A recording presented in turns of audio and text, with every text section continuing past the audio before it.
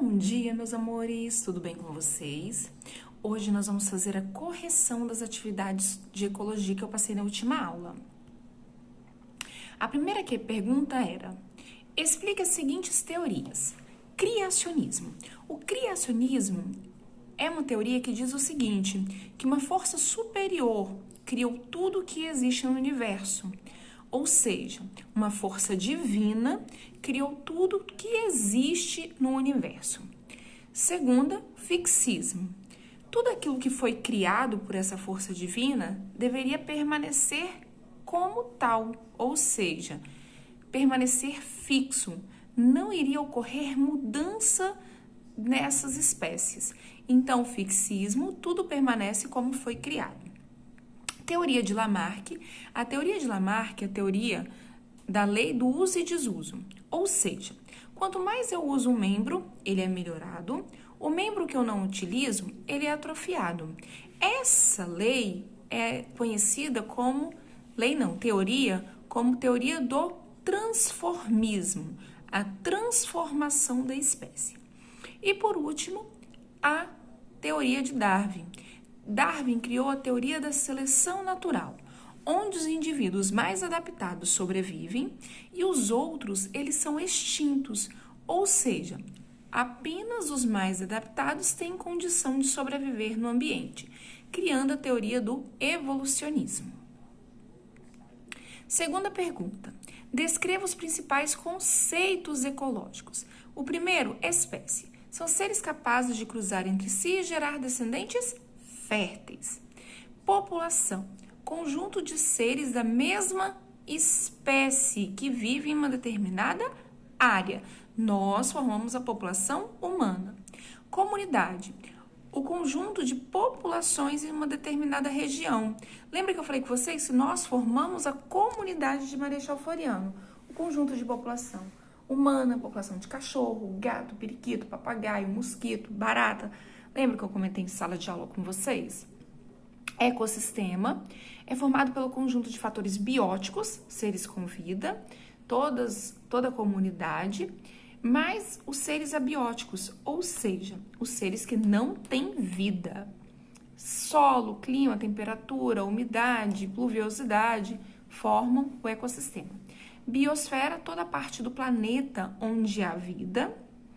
Hábitat, onde a espécie vive. E nicho ecológico, como a espécie vive. Cadeia alimentar, uma sequência linear onde um indivíduo se alimenta do outro. E uma cadeia alimentar eu consigo determinar quem é produtor, consumidor primário, secundário e terciário. E por último, teia alimentar. A teia alimentar é a união de várias cadeias alimentares juntas. Aqui numa teia alimentar eu não consigo determinar quem é o produtor e os consumidores, primário, secundário, terciário. Eu só consigo determinar produtor e consumidores. E eu não consigo classificar o nível dos consumidores. Terceira pergunta. Explique a diferença entre as relações intraespecíficas e interespecíficas. As relações intraespecíficas são as relações ecológicas entre os seres da mesma espécie. Então, por exemplo,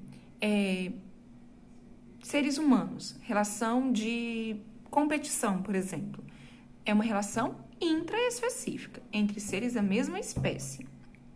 Já a interespecífica é uma relação entre seres de espécies diferentes, ou seja, duas espécies ou mais espécies diferentes. Exemplo, mutualismo, onde uma espécie depende da outra para sobreviver. Eu citei, por exemplo, para vocês a flor e a abelha em sala de aula, ok? E por último, a quarta questão, nós vamos falar um pouquinho de relações ecológicas. As esponjas desempenham papéis importantes em muitos hábitats marinhos. A natureza porosa das esponjas a torna uma habitação ideal para vários crustáceos, equinodermos e vermes marinhos. Além disso, alguns caramujos e crustáceos têm tipicamente as esponjas grudadas em suas conchas. Se elas estão grudadas, é um tipo de relação de inquilinismo. Elas utilizam a outra como um suporte, são inquilinas, tornando imperceptível aos predadores. Nesse caso, a esponja se beneficia por nutrir de partículas de alimento. Então, as duas são beneficiadas. Uma por passar despercebida e a outra por obter alimento. Então, é o caso de inquilinismo e protocooperação. Quinta e última questão. Os líquens são formados pela associação de certas espécies de algas e fungos. Ambas as espécies são beneficiadas nessa relação, sendo que uma espécie não é capaz de viver isolada daquele local. Nesse caso, é uma relação chamada de mutualismo.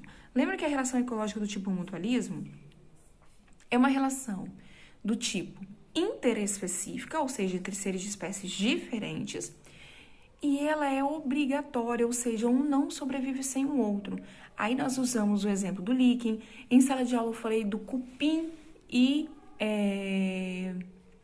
do protozoário, que são exemplos de mutualismo, ok?